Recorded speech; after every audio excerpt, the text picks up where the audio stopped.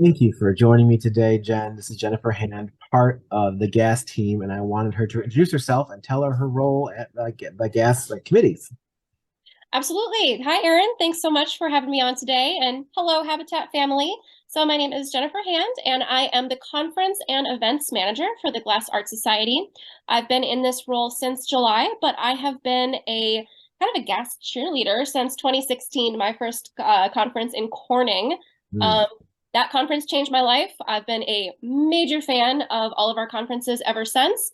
And it was kind of a dream come true to get to join the team officially and get to be behind the scenes, planning all the amazing programs, working with the artists and all of our board and our wonderful partners like you, Erin, and Habitat to bring an incredible conference program to all of our amazing attendees and Glass family. So yeah, It's great. It's Detroit's gonna be great. great. Thanks for joining us. It's great to have her. Honored to have you. We're all looking forward to GAS. I was at the conference in Corning. It was an amazing time, so I'm looking forward to another one as we have here in Detroit. That So glass fashion show. Oh my that, world. that was a lovely one. Toledo was one of my favorites because we were in that one, but all in all, it was a lot of time. So I have about six or five questions for you about the Yeah. gas conference, just to give our viewers an idea of what's going on. So first question is, this is the first time the conference has been here in Detroit, and what brought the conference here? What was the big idea? Why Detroit? That is such a great question. There is so much amazing glass and creative and design energy in Detroit.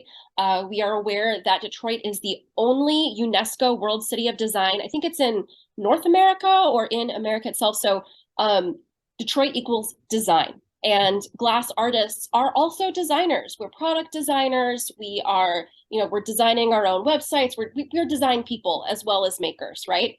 So that is incredibly important. And also, the Michigan Glass Project. This is an amazing thing that happens every year in Detroit where so many flame workers come together and gather at the Russell Industrial Center and just go to town making glass and then auctioning off that glass, raising hundreds of thousands of dollars for Art Road Detroit and other nonprofit local Detroit initiatives.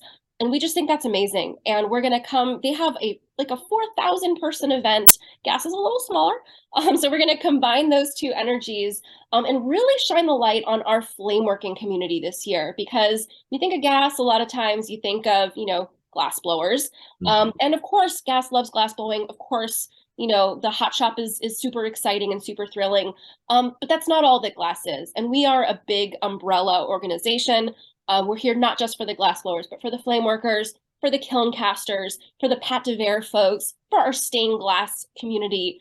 We are all of glass. Mhm. And so this year we get to really focus on that flame working community and celebrate the work that that the Michigan Glass Project does, uniting glass and philanthropy.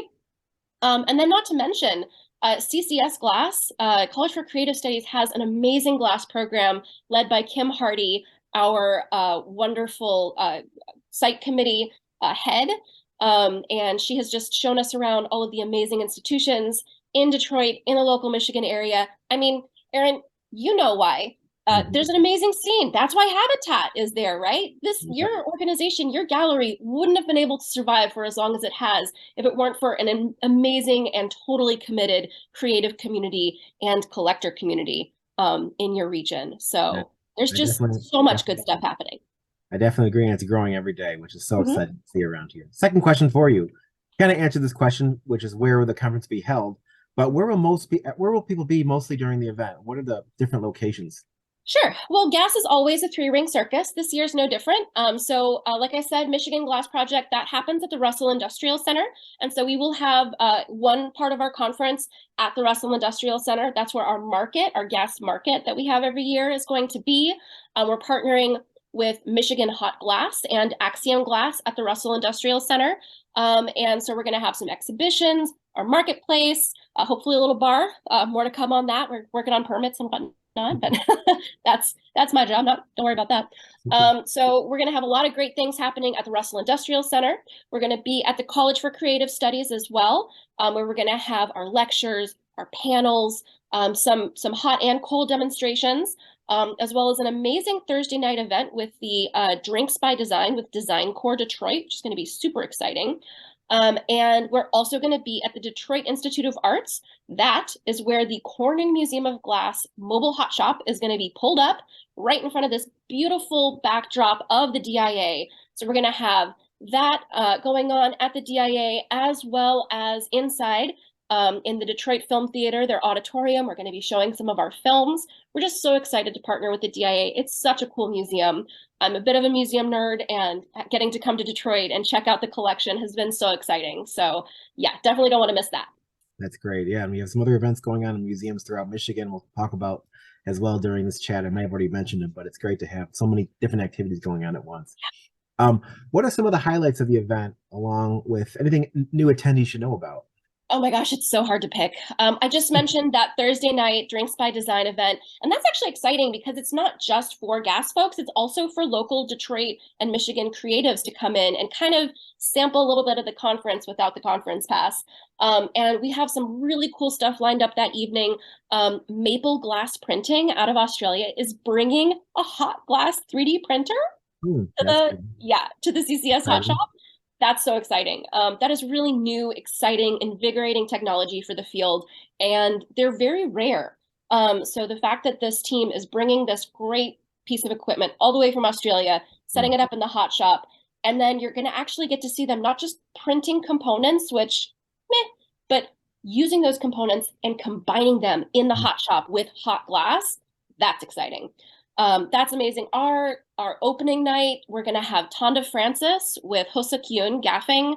That's going to be an amazing high energy event, really highlighting a Detroit local artist who's, internationally known, of course, but really excited to be able to focus in on a Detroit celebrity and not just, import our own glass family. We could do that, but we chose to really go with the local star power instead. So many amazing demonstrations. We're going to have people like Kim Thomas, Z Glass.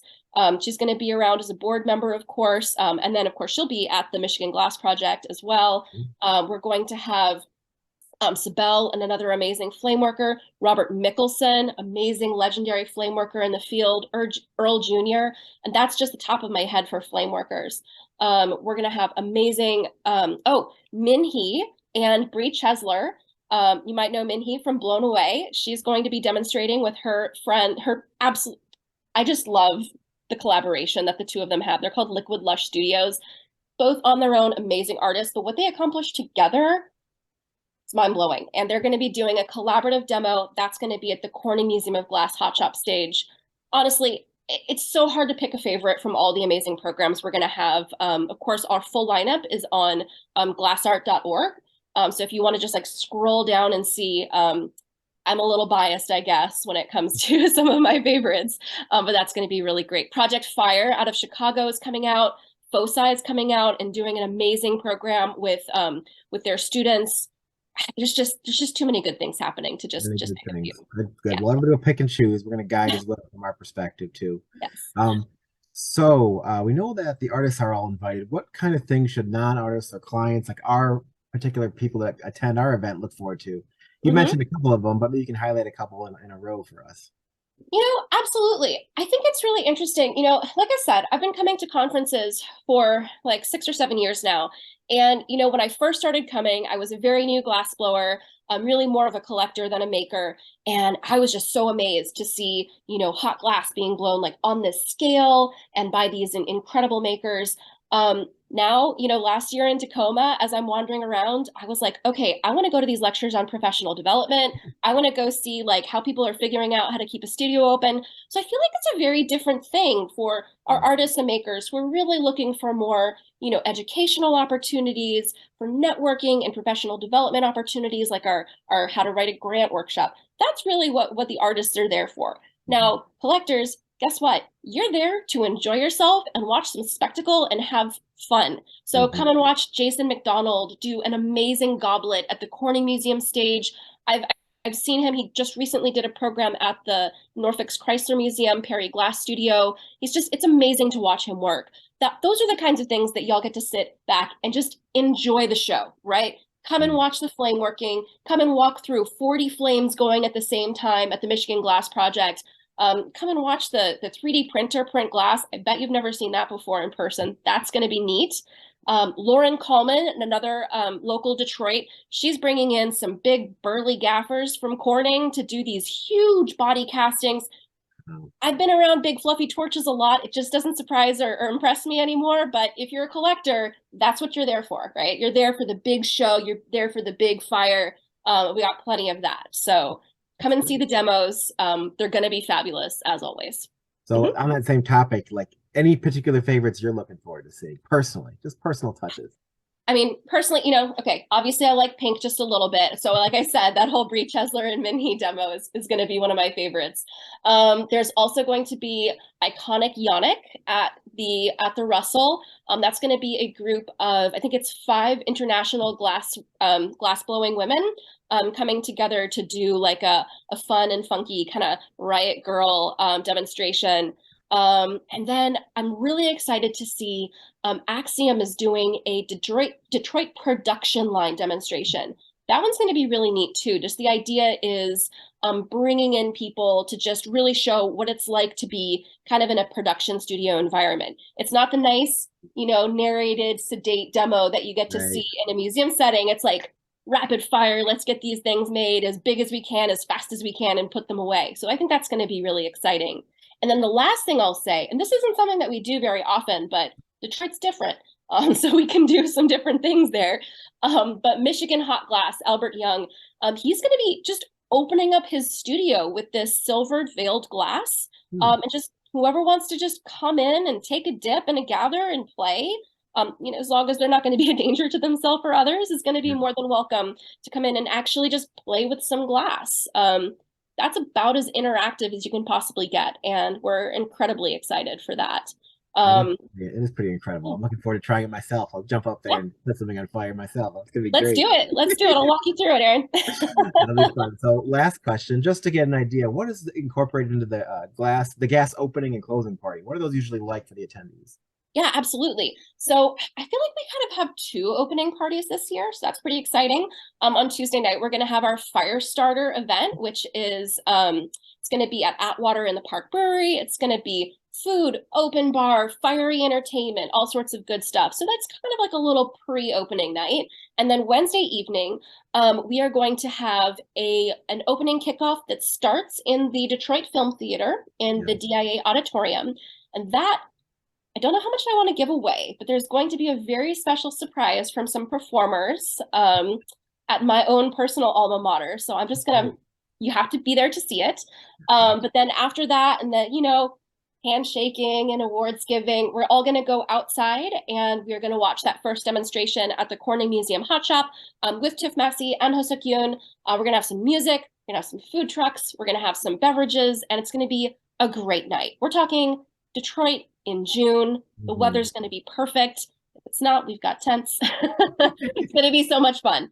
So yeah, exactly. So that's going to be a really great night of just kind of everyone having an opportunity to get together, watch some glass, listen to some music, and just have a great time. Yeah. Our closing night party is going to be a little different this year. Michigan Glass Project isn't just a glass show, but it's also kind of an arts and music festival all rolled into one. And they know how to party. So it's gonna be great. We're gonna have our closing night party at the Michigan Glass Project. And that's going to be people will be able to just kind of wander through, watch the torch workers doing their thing, as well as outside. There's going to be a music stage, and then our people, we're going to have to make sure that there's some beer there, and there will be. So we'll have bars, we'll have food vendors, and one of my personal beefs as a GAS attendee has been when they try to kick us off the dance floor at like 10:30 or 11 at night. I guarantee you folks, that's not happening this year. So me and Laura Donifer are going to be out there on the dance floor at midnight telling you, let's go. This is Glass Detroit. We better act like it's a party, because it is. So well, thank you so much for giving us the one-on-one. We really needed it here from our perspective, joining it for the first time for many of us. It is all the events sound incredible. I'm looking forward to everything myself, and bringing our clients down to it. So thank you, Jennifer. We'll be sharing this during our Zoom. It'll be on YouTube after. It's an honor to have you talk to us, and I look forward to seeing you guys in June. Yeah, absolute pleasure. Thank you so much, Erin. All Bye. right, like she said, go to glassart.org for the details and sign up for all that because you have to do it directly with them. All right, That's right. guys. See you all in a few seconds. Bye. Thanks, Jen.